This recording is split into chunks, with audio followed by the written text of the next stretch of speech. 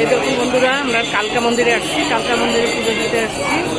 এই দেখেন মন্দিরে কত ভিড়, এই দেখে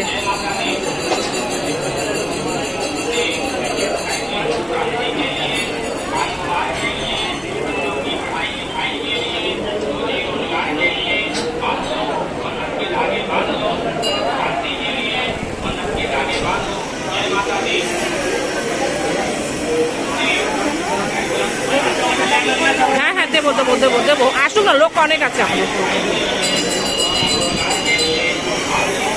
এই হ্যাঁ কালকা, এই যে কালকা মন্দির।